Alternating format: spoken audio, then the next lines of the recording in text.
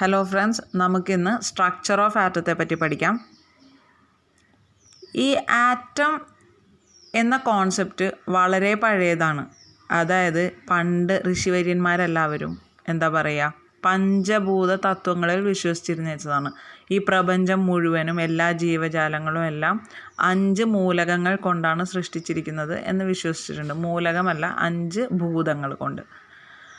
അങ്ങനെ ഒരു കാലഘട്ടം ഉണ്ടായിരുന്നു, പുരാതന കാലഘട്ടം. അത് കഴിഞ്ഞ് നമ്മൾ മോഡേൺ സയൻസിലേക്ക് വന്നു. 1800കളുടെ തുടക്കത്തിലാണ് ആദ്യമായിട്ട് ആറ്റത്തിനെ പറ്റി സ്വീകാര്യമായ അല്ലെങ്കിൽ റെക്കഗ്നൈസ്ഡ് ആയ ഒരു തിയറി ഒരു സയൻറ്റിസ്റ്റ് കൊണ്ടുവരുന്നത്. അതാണ് ഡാൾട്ടൺസ് അറ്റോമിക് തിയറി. ഡാൾട്ടൺ എന്ന സയൻറ്റിസ്റ്റാണ്, ജോൺ ഡാൾട്ടൺ എന്ന സയൻറ്റിസ്റ്റാണ് ആദ്യമായിട്ട് ആറ്റത്തിനെ പറ്റിയുള്ള ഒരു കോൺസെപ്റ്റ്, ഒരു തിയറി, റെക്കഗ്നൈസ്ഡ് ആയിട്ടുള്ള സ്വീകാര്യമായൊരു തിയറി അല്ലെങ്കിൽ സിദ്ധാന്തം കൊണ്ടുവരുന്നത് ആരാണ്? ജോൺ ഡാൾട്ടൺ ആണ്. നമ്മൾ ചെറിയ ക്ലാസ്സുകളിൽ പഠിച്ചിട്ടുണ്ട് ഡാൾട്ടൺസ് അറ്റോമിക് തിയറി എന്ന്. ഡാൾട്ടൺസ് അറ്റോമിക് തിയറി നമ്മൾ ചെറിയ ക്ലാസ്സുകളിൽ പഠിച്ചതാണ്. നമുക്കറിയാം ഡാൾട്ടൺസ് അറ്റോമിക് തിയറിയിൽ എന്താ പറഞ്ഞിരിക്കുന്നതെന്നല്ലേ. The smallest fundamental particle in the universe is atom എന്നാണ് ജോൺ ഡാൾട്ടൺ പറഞ്ഞത്. ഈ യൂണിവേഴ്സിൽ തന്നെ, ഈ പ്രപഞ്ചത്തിൽ തന്നെ ഏറ്റവും ബേസിക് ആയിട്ടുള്ള, ഏറ്റവും ഫണ്ടമെൻ്റൽ ആയിട്ടുള്ള, ഏറ്റവും ചെറിയ പാർട്ടിക്കിൾ എന്ന് പറയുന്നത് ആറ്റമാണ്. ആ ആറ്റത്തിനെ നമുക്ക് വീണ്ടും ചെറുതാക്കാൻ സാധിക്കുകയില്ല എന്നാണ് ആര് പറഞ്ഞത്? ജോൺ ഡാൾട്ടൺ പറഞ്ഞത്. Dalton's atomic theory.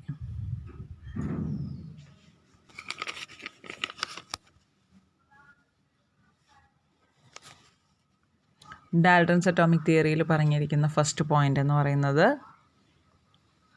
The smallest particle in the universe is atom.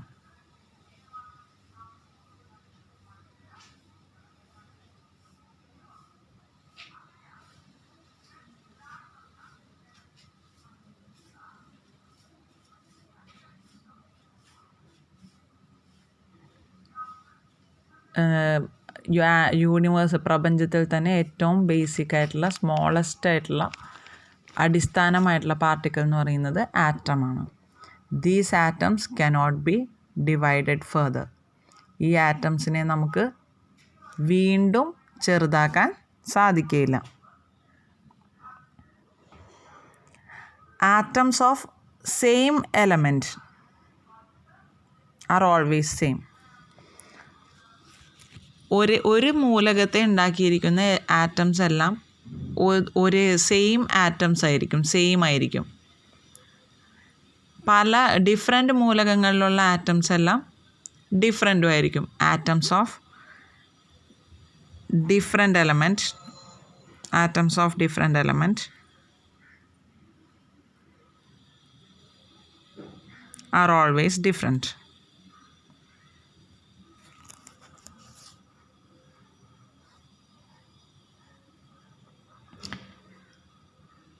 ഇതാണ് ഡാൾട്ടൺസ് അറ്റോമിക് തിയറി.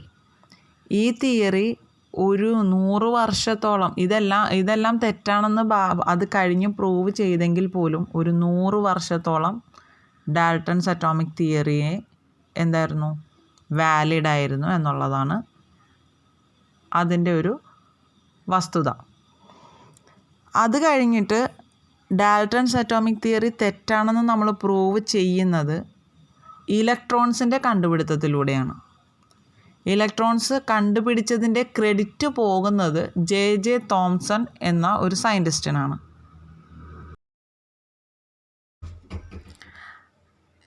ജെ തോംസണിൻ്റെ കാത്തോഡ് റേ ട്യൂബ് എക്സ്പെരിമെൻ്റ് വഴിയാണ് ഇലക്ട്രോൺസിൻ്റെ ഡിസ്കവറി ഉണ്ടായത്.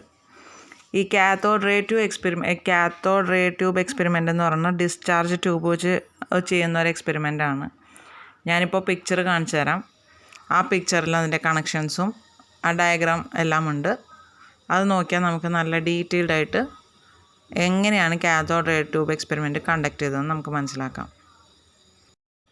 ഇതാണ് കാത്തോഡ് റേ ട്യൂബിൻ്റെ ഡയഗ്രാം. അതിൽ നമുക്ക് ഒരു വാക്വം പമ്പ് കാണാം. അത് എന്തിനാണെന്ന് വെച്ചിട്ടുണ്ടെങ്കിൽ അതിൻ്റെ ഉള്ളിലുള്ള ആ ഡിസ്ചാർജ് ട്യൂബാണ്. ആ സിലിണ്ടർ പോലെ ഇരിക്കുന്ന ട്യൂബ് നമുക്ക് കാണാൻ പറ്റുന്നത് ഡിസ്ചാർജ് ട്യൂബാണ്. അതിൻ്റെ ഉള്ളിലുള്ള ഗ്യാസ് മുഴുവൻ പുറത്തേക്ക് കളഞ്ഞ് അതിൻ്റെ ഗ്യാസിൻ്റെ പ്രഷർ, അതിൻ്റെ ഉള്ളിലുള്ള എയറിൻ്റെ പ്രഷർ വളരെ ചെറുതാക്കി, അതായത് 0.001 mm/Hg എന്ന് ഏറ്റവും ലോവസ്റ്റ് ആയിട്ടുള്ള ഒരു പ്രഷർ അതിൽ മെയിൻറ്റെയിൻ ചെയ്യാൻ വേണ്ടിയിട്ട് നമ്മൾ വാക്വം പമ്പ് ഉപയോഗിച്ച് അതിലുള്ള ഗ്യാസ് മുഴുവൻ പുറത്തേക്ക് കളയാൻ വേണ്ടിയിട്ടാണ് വാക്വം പമ്പ് ഉപയോഗിച്ചിരിക്കുന്നത്. പിന്നെ നമുക്ക് കാണാം അതൊരു ഹൈ വോൾട്ടേജ് കോയിലിലേക്ക് കണക്ട് ചെയ്തിട്ടുണ്ട്. പോസിറ്റീവ് ചാർജിനെ കണക്ട് ചെയ്തിരിക്കുന്ന ടെർമിനലിനെ നമ്മൾ ആനോഡ് എന്നും, അതാണ് അതിനോട് കണക്ട് ചെയ്തേക്കുന്ന ബി എന്ന് കാണിക്കുന്നത് അതിൻ്റെ ഇലക്ട്രോഡാണ്. പോസിറ്റീവിനോട് കണക്ട് ചെയ്തേക്കുന്ന ഇലക്ട്രോഡ് ആണ് ആനോഡ്, അതാണ് അവിടെ ബി എന്ന് കാണിച്ചിരിക്കുന്നത്. നെഗറ്റീവിനോട് കണക്ട് ചെയ്തേക്കുന്നതാണ് കാത്തോഡ്, അതാണ് എ എന്ന് കാണിച്ചിരിക്കുന്നത്.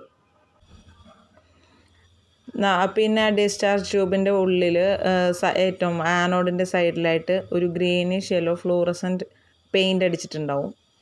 അതെന്തിനാണെന്ന് വെച്ചിട്ടുണ്ടെങ്കിൽ അതിലൂടെ റേസ് പോയി കഴിയുമ്പോൾ ആ ഫ്ലൂറസൻറ്റ് പാർട്ട് ഗ്ലോ ചെയ്യാൻ തുടങ്ങും. അപ്പോൾ അതിൽ എന്തെങ്കിലും റേസോ ലൈറ്റ് അടിച്ചിട്ടുണ്ടോ എന്നറിയാൻ വേണ്ടിയിട്ടാണ് അവിടെ ഫ്ലൂറസൻറ്റ് പെയിൻറ്റ് ചെയ്തിരിക്കുന്നത്. ഇത്രയുമാണ് ഇതിൻ്റെ കണക്ഷൻ വരുന്നത്. ഡിസ്ചാർജ് ട്യൂബ് എക്സ്പെരിമെൻറ്റ് അന്ന് കാലത്ത് എല്ലാവരും ചെയ്തിരുന്നതാണ്. Cathode ray tube experiment J Thomson ചെയ്തത് വഴിയാണ് നമുക്ക് ഇലക്ട്രോണിൻ്റെ ഡിസ്കവറി ഉണ്ടായത്. അപ്പോൾ നമുക്ക് ഇതാണ് കണക്ഷൻസ്. അപ്പോൾ കണക്ഷൻസ് എങ്ങനെയാണ് നമ്മൾ കാത്തോഡ് റേ ട്യൂബ് എക്സ്പെരിമെൻറ്റിൽ കണ്ടത്? നെഗറ്റീവ് ടെർമിനലിനോട് കണക്ട് ചെയ്ത ഇലക്ട്രോണിൻ്റെ പേരായിരുന്നു കാത്തോഡ് നെഗറ്റീവ് ടെർമിനൽ. പോസിറ്റീവ് ടെർമിനലിനോട് നമ്മൾ കണക്ട് ചെയ്ത ഇലക്ട്രോഡാണ് ആനോഡ്, അത് പോസിറ്റീവ് ടെർമിനൽ. പിന്നെ അതിൽ നമ്മൾ ഒരു ഡിസ്ചാർജ് ട്യൂബ് കണ്ടു, ഒരു സിലിണ്ടറിക്കൽ ഷേപ്പിൽ. ആ ഡിസ്ചാർജ് ട്യൂബിൻ്റെ അവിടെ തന്നെ ആനോഡിൻ്റെ സൈഡിലായിട്ട് ഫ്ലൂറസൻറ്റ് പാർട്ടിക്കിൾ പെയിൻറ്റ് ചെയ്ത് വെച്ചതായിട്ട് നമ്മൾ പറഞ്ഞു. അതെന്തിനാണ്? വല്ല ലൈറ്റോ റേസോ അതിൽ പാസ് ചെയ്ത് ഫ്ലൂറസൻറ്റ് പാർട്ടിക്കിൾസിൽ തട്ടിയാൽ ആ ഫ്ലൂറസൻറ്റ് പാർട്ടിക്കിൾസ് ഗ്ലോ ചെയ്യാൻ തുടങ്ങും. അതിന് വേണ്ടിയിട്ട് ആണ് നമ്മൾ ആ എക്സ്പെരിമെൻറ്റിൽ ഫ്ലൂറസൻറ്റ് പാർട്ടിക്കിൾ വെക്കുന്നത് തന്നെ. പിന്നെ നമ്മളതിൻ്റെ ഉള്ളിൽ ഡിസ്ചാർജ് ട്യൂബിൻ്റെ ഉള്ളിലുള്ള പ്രഷറിനെ പറ്റി നമ്മൾ പറഞ്ഞു. പ്രഷർ എത്രയാണെന്നാണ് പറയുന്നത്? 10⁻³ mm/Hg ആണെന്ന് പറഞ്ഞു അല്ലേ? 10⁻³ mm/Hg, അതായത് 0.001 mm/Hg. വളരെ ലോ പ്രഷറിലാണ് ഡിസ്ചാർജ് ട്യൂബിൽ ഉള്ള ഗ്യാസ് ഉണ്ടായിരുന്നത്, വളരെ കുറച്ചുണ്ടായിരുന്നുള്ളൂ അല്ലേ? വോൾട്ടേജ് നമ്മൾ കണക്ട് ചെയ്തത് 1000 വോൾട്ടാണ്. ഇതായിരുന്നു അതിൻ്റെ കണക്ഷൻ. അപ്പോൾ ഈ കണക്ഷൻസിൽ ഉണ്ടായിരുന്ന ഈ ഡിസ്ചാർജ് ട്യൂബിൽ നമ്മൾ പോസിറ്റീവ് ഇലക്ട്രോഡ് ഉണ്ടായിരുന്നു, നെഗറ്റീവ് ഇലക്ട്രോഡ് ഉണ്ടായി, നമ്മളതിനെ കണക്ട് ചെയ്തു. ഇങ്ങനൊരു എക്സ്പെരിമെൻറ്റ് ഹൈ പൊട്ടൻഷ്യലിൽ ഈ കാഥോഡ് ഡിസ്ചാർജ് ട്യൂബ് വെച്ച് കഴിഞ്ഞപ്പോൾ ജെ തോംസൺ കണ്ടത് എന്താണെന്ന് വെച്ചിട്ടുണ്ടെങ്കിൽ കാത്തോഡ് ഇലക്ട്രോഡിൽ നിന്നും ആനോഡ് ഇലക്ട്രോഡിലേക്ക് ഒരു ഇൻവിസിബിളായിട്ടുള്ള റേസ്, കാണാൻ പറ്റാത്ത രശ്മികൾ പാസ് ചെയ്യുന്നതായിട്ട് കണ്ടു. അത് കാണാൻ പറ്റാത്ത രശ്മികളാണ്, അത് നെഗറ്റീവ്ലി ചാർജ്ഡ് ആണെന്ന് നമുക്ക് മനസ്സിലായി. അതായത് there was invisible rays passing from cathode to anode.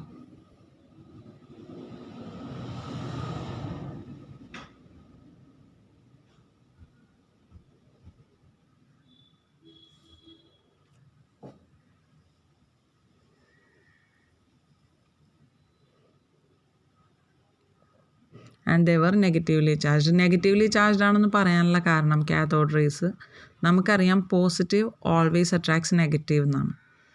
അങ്ങനെ നോക്കുകയാണെങ്കിൽ ആ ഡിസ്ചാർജ് ട്യൂബിൻ്റെ ഉള്ളിലുള്ള റേസ് പ്രൊഡ്യൂസ് ചെയ്ത് കഴിഞ്ഞിട്ട് അത് എങ്ങോട്ടാണ് ട്രാവൽ ചെയ്തേക്കുന്നത്? പോസിറ്റീവിലേക്കാണ് ട്രാവൽ ചെയ്തേക്കുന്നത്. അത് ആ റേസ് നെഗറ്റീവ്ലി ചാർജ്ഡ് ആയതുകൊണ്ടാണല്ലോ positively charged positive charge anode ആ കാത്തോഡ് റേസിനെ അട്രാക്റ്റ് ചെയ്യുന്നത്. പിന്നെ അതവിടെ വന്ന് വീണു എന്നുള്ളതിന് നമുക്ക് എന്താ തെളിവെന്ന് വെച്ചാൽ ഫ്ലൂറസൻറ്റ് പാർട്ടിക്കിൾസ് നമ്മളവിടെ പെയിൻറ്റ് ചെയ്തിട്ടുണ്ടെന്ന് പറഞ്ഞല്ലേ, ആ പാർട്ടിക്കിൾസ് ഗ്ലോ ചെയ്യാൻ തുടങ്ങി. നമ്മൾ ഈ ആനോഡ് പെർഫോറേറ്റഡ് ഹോൾസ് ഉണ്ടാക്കിയാണ് വെച്ചതെങ്കിൽ ആ ഹോൾസിൽ കൂടെ പോയപ്പോൾ അവർ നേരെ പോയിട്ട് ആ ഫ്ലൂറസെൻറ്റ് പാർട്ടിക്കിൾസിൽ ചെന്ന് വീണ് ആ ഫ്ലൂറസെൻറ്റ് പാർട്ടിക്കിൾ ഗ്ലോ ചെയ്യാൻ തുടങ്ങി. ഇതിൽ ഞാൻ ഫ്ലൂറസെൻറ്റ് അടിച്ചിരിക്കുന്നത് തെറ്റായിപ്പോയി, അതൊന്ന് ക്ലിയർ ചെയ്തേക്കണം. ഡിസ്ചാർജ് ട്യൂബിൻ്റെ സൈഡിലാണ് ആ പിക്ചർ അത് ഫ്ലൂറസെൻറ്റ് പാർട്ടിക്കിൾസ് പെയിൻറ്റ് ചെയ്തതായിട്ട് കാണിക്കുന്നത്.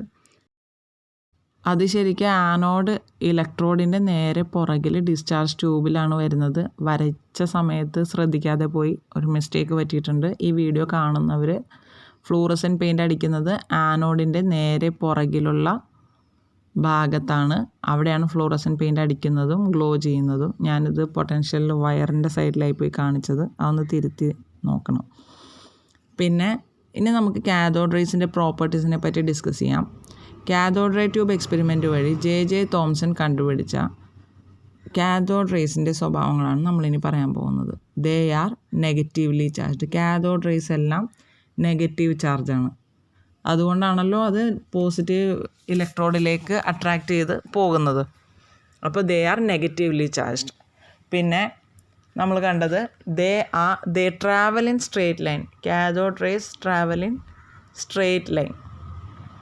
അപ്പോൾ നമ്മൾ ഈ ആനോഡ് ഇലക്ട്രോഡ് നമ്മൾ പെർഫോറേറ്റഡ് ആയിട്ടാണ് വെച്ചപ്പോഴേക്കും ആ ഹോൾസിൽ കൂടെ പോകുന്ന റേസ് എല്ലാം നേരെ ചെന്ന് ആ ഫ്ലൂറസെൻസിൽ പാർട്ടിക്കിൾ പെയിൻറ്റ് ചെയ്തിരിക്കുന്ന ആ ഭാഗത്ത് നേരെ സ്ട്രെയിറ്റ് ആയിട്ട് ചെന്നിട്ട് പോയിട്ട് ടച്ച് ചെയ്തിട്ട് ആ ഭാഗം ഗ്ലോ ചെയ്യുന്നതായിട്ട് നമുക്ക് കാണാൻ പറ്റി. അതിൻ്റെ അർത്ഥം ദേ ട്രാവൽ ഇൻ സ്ട്രെയിറ്റ് ലൈൻ.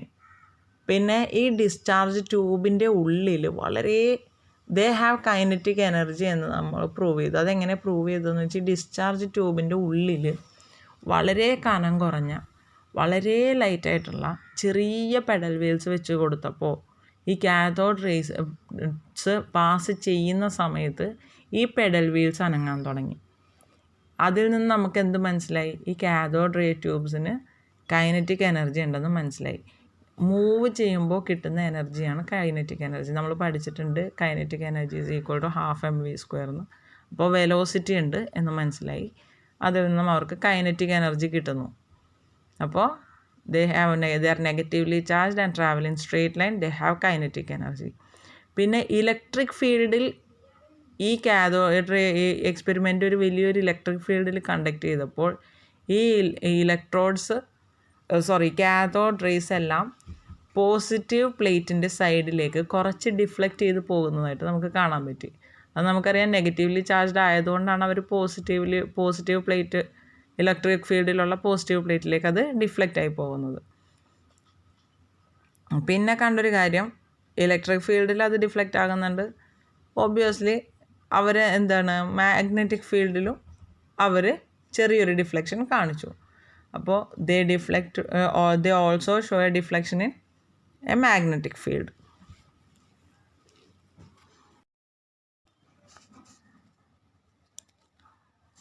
അടുത്ത പ്രോപ്പർട്ടി, they produce fluorescence.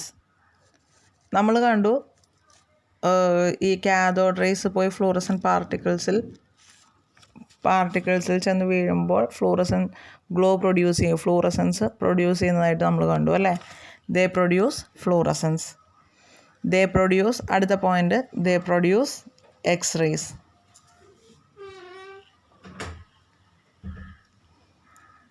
ഈ X-rays എന്ന് പറയുന്നത് എങ്ങനെയാണ് ഉണ്ടാവുന്നതെന്ന് വെച്ചിട്ടുണ്ടെങ്കിൽ, ഈ ഫാസ്റ്റ് മൂവിങ് കാഥോഡ് റേസിനെ ഹെവി അറ്റോമിക് മാസുള്ള ഒരു മെറ്റൽ പ്ലേറ്റുമായിട്ട് ബോംബാർഡ് ചെയ്ത് കഴിയുമ്പോൾ മുട്ടിച്ച് കഴിയുമ്പോൾ ഉണ്ടാകുന്ന ഒരു റേസിനെയാണ് X-rays എന്ന് പറയുന്നത്. കാഥോഡ് റേസ് ഒരു ഹെവി അറ്റോമിക് മാസുള്ള ഒരു മെറ്റൽ പ്ലേറ്റിൽ ചെന്ന് മുട്ടിയാൽ പ്രൊഡ്യൂസ് ആകുന്ന റേസിനെ പറയുന്ന പേരാണ് X-rays. ഇത്രയുമാണ് കാഥോഡ് റേസിൻ്റെ പുതിയ പ്രോപ്പർട്ടീസ്. ഈ കാഥോഡ് റേ ട്യൂബ് എക്സ്പെരിമെൻ്റ് വെച്ച് അദ്ദേഹം അതിൻ്റെ ഡിസ്ചാർജ് ട്യൂബിൻ്റെ ഉള്ളിലുള്ള ഗ്യാസിനെ ചേഞ്ച് ചെയ്ത് നോക്കി, ഇലക്ട്രോഡ് മെറ്റീരിയലിനെ ചേഞ്ച് ചെയ്ത് നോക്കി. അങ്ങനെ എല്ലാം ചേഞ്ച് ചെയ്ത് നോക്കി കഴിഞ്ഞിട്ടും ഈ കാഥോഡ് റേസിൻ്റെ ഇത്രയും പ്രോപ്പർട്ടീസ് സെയിം ആയിട്ട് തന്നെ നമുക്ക് കാണാൻ പറ്റി, അദ്ദേഹത്തിന് കാണാൻ പറ്റി. അത് നിന്നും കാഥോഡ് റേ ട്യൂബ് എക്സ്പെരിമെൻറ്റ്സിൽ വെച്ചിട്ട് കുറച്ച് കൺക്ലൂഷൻസിൽ അദ്ദേഹം എത്തി. അത് ഏതൊക്കെയാണെന്ന് നമുക്ക് നോക്കാം. കാഥോഡ് റേ ട്യൂബ് എക്സ്പെരിമെൻറ്റിൽ ഇലക്ട്രോഡിനെ ചേഞ്ച് ചെയ്താലും ഈ ഗ്യാസ് യൂസ് ചെയ്തിരിക്കുന്ന ഗ്യാസിനെ ചേഞ്ച് ചെയ്താലും കാഥോഡ് റേൻ്റെ സ്വഭാവം മാറുന്നില്ല. Even if we change the material of the electrode or the gas used in the discharge tube, the properties of the cathode ray remained same. അതിൻ്റെ അർത്ഥം the properties of the cathode ray cathode ray does not depend on a material അല്ലെങ്കിൽ ഗ്യാസിനെയോ ഇലക്ട്രോഡിൽ use ചെയ്തിരിക്കുന്ന മെറ്റീരിയലിനെയോ cathode ray depend ചെയ്യുന്നില്ല, ആശ്രയിക്കുന്നില്ല. ഈ cathode റേൻ്റെ particles എന്ന് പറയുന്നത് ഫണ്ടമെൻ്റലാണ്. Cathode റേസിന് ഉണ്ടാക്കിയിരിക്കുന്നത് ഏറ്റവും ഫണ്ടമെൻ്റലായിട്ടുള്ള വസ്തുക്കൾ പാർട്ടിക്കിൾസ് കൊണ്ടാണ്. ഈ പാർട്ടിക്കിൾസിന് ജെ തോംസൺ ഒരു പേര് കൊടുത്തു, അതാണ് ഇലക്ട്രോൺസ്. ഈ ജെ തോംസണിൻ്റെ കാഥോഡ് റേ ട്യൂബ് എക്സ്പെരിമെൻറ്റ് ഇത്രയും വാലിഡും സ്ട്രോങ്ലി പ്രൂവ്ഡും ആവാൻ കാരണം അദ്ദേഹം ഒരു മെഷർമെൻറ്റ് കണ്ടുപിടിച്ചായിരുന്നു. ആ മെഷർമെൻറ്റിൻ്റെ പേരാണ് ചാർജ് ടു മാസ് റേഷ്യോ, അല്ലെങ്കിൽ E/m റേഷ്യോ എന്നും അതിനെ പറയും. Charge of the electron divided by mass of the electron ചെയ്താൽ എത്ര വാല്യൂ കിട്ടും എന്ന് അദ്ദേഹം കണ്ടുപിടിച്ചു. ആ വാല്യൂ ആണ് 1.75 × 10⁻11 കൂളം പെർ kg. ഇതാണ് charge of an electron divided by mass of an electron ചെയ്താൽ കിട്ടുന്ന വാല്യൂ. ഇതിലൂടെ നമുക്കൊരു കൺക്ലൂഷൻ ഉണ്ടായി. E/m റേഷ്യോ അല്ലെങ്കിൽ ചാർജ് ടു മാസ് റേഷ്യോ എത്രയാണെന്ന് നമ്മൾ പറഞ്ഞത് 1.75 × 10⁻11 കൂളം പെർ kg. ഇത് കണ്ടുപിടിച്ചത് ജെ തോംസൺ ആണ്. അത് കഴിഞ്ഞിട്ട് മില്ലിക്കൻ എന്നൊരു scientist charge of an electron ഒരു ഇലക്ട്രോണിൻ്റെ ചാർജിൻ്റെ വാല്യൂ ഓയിൽ ഡ്രോപ്പ് എക്സ്പെരിമെൻ്റ് എന്ന് പറയുന്ന ഒരു എക്സ്പെരിമെൻ്റ് വഴി കണ്ടുപിടിച്ചു. അപ്പോൾ ഓയിൽ ഡ്രോപ്പ് എക്സ്പെരിമെൻ്റ് എന്താണെന്ന് ഞാനിപ്പോൾ പറയുന്നില്ല. മില്ലിക്കൻ എന്ന സയൻറ്റിസ്റ്റിൻ്റെ ഓയിൽ ഡ്രോപ്പ് എക്സ്പെരിമെൻ്റ് വഴി അദ്ദേഹം ഒരു ഇലക്ട്രോണിൻ്റെ ചാർജിൻ്റെ വാല്യൂ എന്ന് പറയുന്നത് charge of an electron is equal to 1.6 × 10⁻−19 coulomb ആണെന്ന് കണ്ടുപിടിച്ചു. അപ്പോൾ നമുക്ക് ഇപ്പോൾ ചാർജ് ഓഫ് ആൻ ഇലക്ട്രോൺ അറിയാം, charge divided by mass of an electron എത്രയാണെന്ന് അറിയാം. E/m is equal to 1.75 × 10⁻11 coulomb per kg ആണെന്ന് നമുക്കറിയാം. ഇലക്ട്രോണിൻ്റെ ചാർജ് ഓഫ് ആൻ ഇലക്ട്രോൺ നമുക്കറിയാം 1.6 × 10⁻−19 എന്ന് നമുക്കറിയാം. അപ്പോൾ പിന്നെ നമുക്ക് മാസ് ഓഫ് ആൻ ഇലക്ട്രോൺ നമുക്ക് ഇതിൽ നിന്ന് കണ്ടുപിടിച്ചൂടെ? മാസ് ഓഫ് ആൻ ഇലക്ട്രോൺ നമ്മൾ ഇതിൽ നിന്നും കാൽക്കുലേറ്റ് ചെയ്തെടുക്കുമ്പോൾ നമുക്ക് കിട്ടുന്നത് 9.1 × 10⁻−31 kilograms എന്നാണ്. അപ്പോൾ ഇത്രയുമാണ് നമ്മൾ ഇലക്ട്രോൺസിൻ്റെ ഡിസ്കവറിയെ പറ്റി നമുക്ക് നമ്മുടെ ഈ സിലബസ് +1 പഠിക്കാനുള്ളത്. ഫസ്റ്റ് നമ്മൾ ഡാൽട്ടൺസ് അറ്റോമിക് തിയറി പറഞ്ഞു. 100 വർഷം വരെ അത് വാലിഡ് ആണെന്ന് പറഞ്ഞു. അതിലെ പോയിൻറ്റ്സ് എല്ലാം ഡിസ്കസ് ചെയ്തു. അത് കഴിഞ്ഞിട്ട് നമ്മൾ ജെ തോംസണിൻ്റെ കാഥോഡ് റേ ട്യൂബ് എക്സ്പെരിമെൻറ്റിൻ്റെ ഡയഗ്രാം കണ്ടു, കണക്ഷൻസ് കണ്ടു, ഡീറ്റെയിൽഡ് ആയിട്ട് എക്സ്പെരിമെൻറ്റിനെ പറ്റി പഠിച്ചു. പിന്നീട് നമ്മൾ കാഥോഡ് റേൻ്റെ പ്രോപ്പർട്ടീസിനെ പറ്റി പഠിച്ചു. കാഥോഡ് റേ ട്യൂബ് എക്സ്പെരിമെൻറ്റും കാഥോഡ് റേൻ്റെ പ്രോപ്പർട്ടീസും പഠിച്ചു കഴിഞ്ഞിട്ട് ചാർജ് ടു മാസ് റേഷ്യോ അല്ലെങ്കിൽ E/m റേഷ്യോ കണ്ടുപിടിക്കാൻ നമ്മൾ പഠിച്ചു. അത്രയുമാണ് ഇലക്ട്രോൺസിനെ പറ്റി നമുക്ക് പഠിക്കാനുള്ളത്.